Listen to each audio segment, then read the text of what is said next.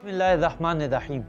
अज़ीज़ान मोहतरम, जैसे एक नई खबर गर्दिश कर रही है पूरी सोशल मीडिया अकाउंट्स के ऊपर कि ईरान ने इसराइल पर मिज़ाइल जो हैं वो दागे हैं, और इस बारे में आज की ये वीडियो है कि ईरान ने ऐसा क्यों किया है। और एक बेहतरीन नई खबर जो है आप लोगों के सामने मैं लेके आने वाला हूँ ईरान की तरफ से।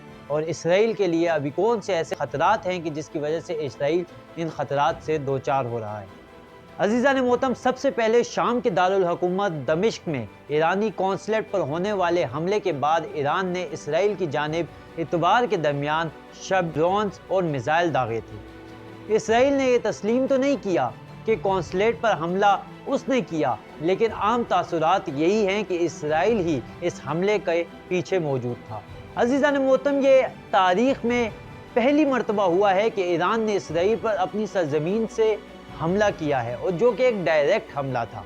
इससे पहले ईरान और इसराइल के एक दूसरे के साथ कई साल तक शेड्यूल वार में आमने सामने रहे, जिसमें वो एक दूसरे के असासों पर हमले करते रहते थे, लेकिन इसकी जिम्मेदारी कबूल नहीं करते थे। इन हमलों की तादाद में गजा में हालिया जंग के दौरान तेजी से इजाफा देखने को मिला था। अज़ीज़ान मोहतरम, इसराइल और ईरान दुश्मन आपस में आखिर क्यों हैं? अज़ीज़ान मोहतरम, ये सुनकर आपको हैरानी होगी कि इसराइल और ईरान सन 1979 से पहले तक इत्तेहादी थे। ताहम ईरान में इस्लामी इनकलाब आने के बाद दोनों ममालिक के दरमियान फासले बढ़ने लगे। क्यों? क्योंकि इसराइल की मुखालफत ईरानी हुकूमत के बयाने का एक अहम हिस्सा रहा है। ईरान इसराइल को तस्लीम नहीं करता और उसका खात्मा करना चाहता है। मुल्क के रहबर आला आयतुल्लाह अली खामनाई ने इसराइल को इससे कबल कैंसर के रसूली से तशबीह दी थी, जिसका बिलाशुबा खात्मा भी किया जाएगा और ये तबाह भी होगा। इसराइल का मानना है कि ईरान उसकी सालमियत के लिए ख़तरा है, और ये बात ईरान के बयानिए से भी आया नज़र आती है। अज़ीज़ान मोहतरम, इसके अलावा ईरान की जानिब से प्रॉक्सी गिरोह भी बनाए गए हैं जो इसराइल को तबाह करने की बात करते रहते हैं, और साथ ही ईरान फ़लस्तीनी अक्सरियत पसंद गिरोह हमास और लुबनानी अक्सरियत पसंद गिरोह हिज़्बुल्लाह की फंडिंग करता रहता है। अज़ीज़ान मोहतरम, इसके अलावा ईरान खुफिया तौर पर जौहरी हथियार बनाने के लिए कोशा है, लेकिन ईरान इस इल्ज़ाम की तरदीद करता रहा है। ईरान कौंसल खाने पर हमला करने के बाद क्या जवाबी हमला करना चाहता था? ईरान का कहना है कि शनिचर की रात इसराइल पर हमला 1 अप्रैल को शाम की दारुल हुकूमत दमिश्क में ईरानी कौंसल खाने की इमारत पर किए गए फ़ज़ाई हमले का जवाब है, जिसमें ईरान के सीनियर कमांडर हलाक हुए थे। अज़ीज़ान मोहतरम, ईरान ने इसराइल को इस फ़िज़ाई हमले का जिम्मेदार ठहराया है, जैसे ईरान अपनी खुद मुख्तारी के खिलाफ वर्जी करार देता है। इसराइल ने अभी तक इस हमले की जिम्मेदारी कबूल नहीं की, ताहम वसी पैमाने पर ख्याल किया जाता है कि इसके पीछे इसराइल का हाथ था। अज़ीज़ान मोहतरम, इस हमले में ईरान के पासदारान इनकलाब IGRC के बैरूनी मुल्क शाखे कुदस फोर्स के एक senior commander brigadier general Mohammad Reza Zahedi समेत 13 अफराद हलाक हुए। इसराइल का इल्ज़ाम है कि वो ईरान की जानिब से लुबनान के शिया गिरोह हिज़्बुल्लाह को मुसल्लह करने के लिए ऑपरेशन में एक अहम किरदार का हामिल रहा है। अज़ीज़ान मोहतरम, दमिश्क में कौंसल खाने पर हमला ईरानी अहदाफ के खिलाफ किए गए इन दीगर फ़िज़ाई हमलों से मुमासलत रखता है, जिसके पीछे इसराइल का हाथ है। हालिया महीनों में शाम में किए गए फ़ज़ाई हमलों में पासदारान इनकलाब के कई सीनियर कमांडर हलाक हो गए थे। अज़ीज़ान मोहतरम, इसराइल का इल्ज़ाम है कि पासदारान इनकलाब शाम के रास्ते हिज़्बुल्लाह को हथियारों और साजो सामान फराहम करते हैं, जिनमें मिसाइल भी शामिल हैं। इसराइल का दावा यह है कि वो तफसीलात को रोकने के साथ साथ शाम में ईरानी फ़ौजों की पोजीशन को मजबूत करने से रोकने की कोशिश कर रहा है।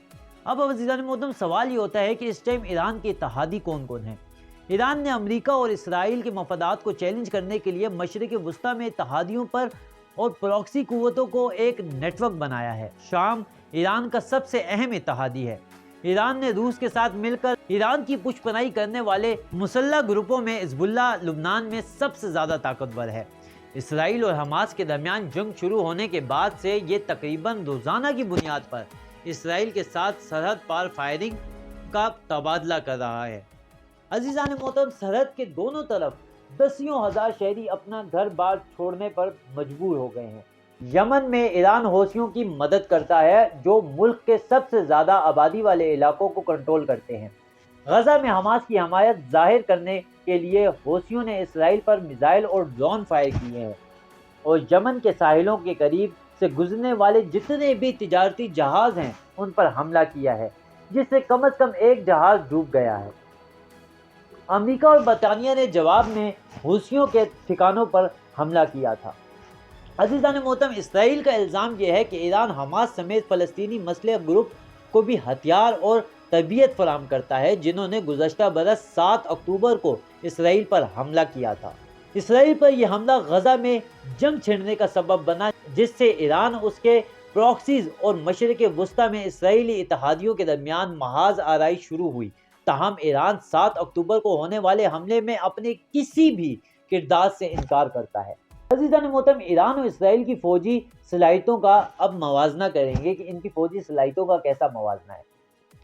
ایرانی جغرافیائی کے طور پر اسرائیل سے بہت بڑا ملک ہے اور اس کی آبادی تقریباً 9 کروڑ افراد پر مشتمل ہے، جو اسرائیل سے تقریباً 10 گنا زیادہ ہے، لیکن اس کا مطلب ہرگز یہ نہیں ہے کہ اس کی فوجی طاقت بھی اسرائیل سے زیادہ ہے۔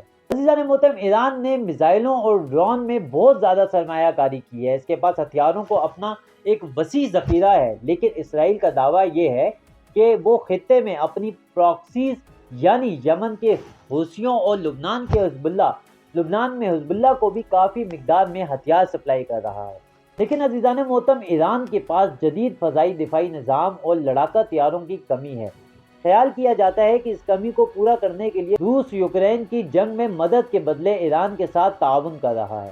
عزیزان محترم، IISS کی ملٹری بیلنس رپورٹ کے مطابق اسرائیل کے پاس جیٹ طیاروں کے کم از کم 14 اسکواڈرن موجود ہیں، جن میں F-16، F-15 اور جدید ترین F-35 سیٹیلیٹ جیٹ شامل ہے۔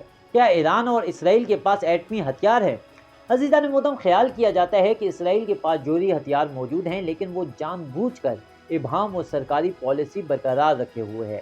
عزیزان محترم، ایران کے پاس جوہری ہتھیار نہیں ہے اور وہ اس الزام سے بھی انکار کرتا ہے کہ وہ جوہری ہتھیار رکھنے والی ریاست بننے کے لیے اپنی سویلین جوہری پروگرام کا استعمال کرنے کی کوشش کر رہا ہے۔ محترم، عالمی ٹیکنالوجی واچ ڈاگ کے مطابق گزشتہ سال انہوں نے ایران کے زیر زمین فورڈو سائٹ پر یورینیم کے ذرات کو 83.7% تک پایا ہے، ہتھیار کے درجے میں بہت قریب۔